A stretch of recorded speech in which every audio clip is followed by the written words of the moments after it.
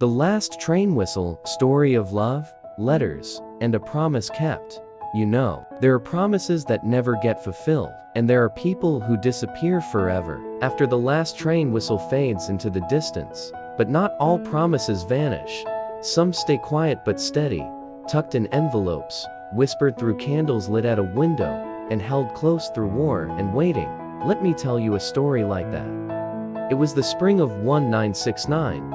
The world was changing, and so were the lives of two young hearts. A train station thick with tearful goodbyes and brave faces.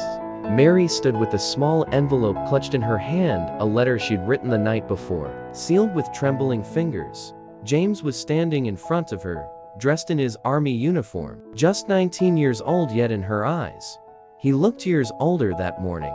He reached out, brushed a stray lock of hair from her cheek, and said softly, "Promise me, you'll wait." She nodded. Her voice had left her. The train whistle blew. One last embrace, and he was gone, stepping into the train, into the unknown. She stood frozen as the train disappeared down the tracks. The letter, still in her hand, unopened. That was the day their lives split into before and after. The days became weeks, and every Sunday, like clockwork, Mary sat by the window, pen in hand, writing to James. She wrote about the little things, how she baked his favorite pie and saved a piece in the freezer just in case, how his mother missed him, how the garden was blooming early this year. Her letters carried warmth, quiet strength, and always a prayer. And James wrote back, his handwriting sometimes smudged, always brief, but always sincere. "Tell Mom I'm okay. The food's awful, but I've made friends. I miss you every morning." Each letter was like a heartbeat across the miles, each envelope a fragile lifeline between two people holding on. Then one evening, there was no letter. Then another week passed. Still nothing. Mary's hands shook every time she checked the mailbox. What used to be a moment of hope now filled her with fear. And then a knock at the door. There stood a uniformed officer, hat in hand, solemn eyes. "He's missing," he said. "During an operation in the valley. We're not sure where or how. We're still searching." The world tilted. The room around her blurred. Everything inside her went still. That night, she couldn't sleep. Instead, she unfolded his last letter, the one where he wrote, "I miss you more with every breath. Sometimes I dream of you standing at the station, waving, smiling. That dream keeps me going." She lit a candle by the window, then another, and she told herself, "If I stop hoping, then what else do I have?"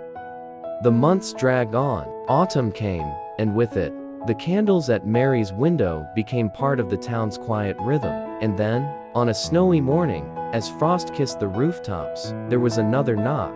This time, it was James. Thinner, paler, but alive. Mary dropped her teacup and ran to him. There were no words, just arms wrapped around arms, tears on cold cheeks, silence louder than joy. Later that evening, by the fire, James reached into his coat pocket and pulled something out. Her envelope, the one she never gave him at the station.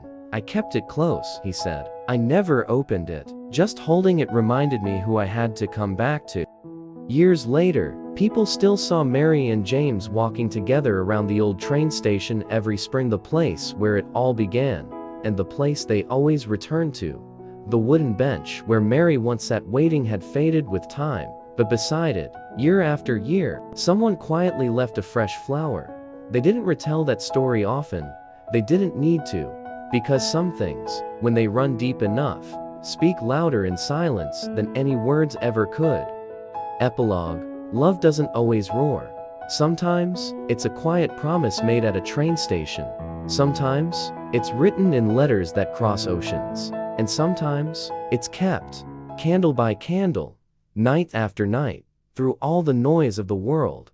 It's the kind of love people never forget, and perhaps, the kind of love that never truly disappears.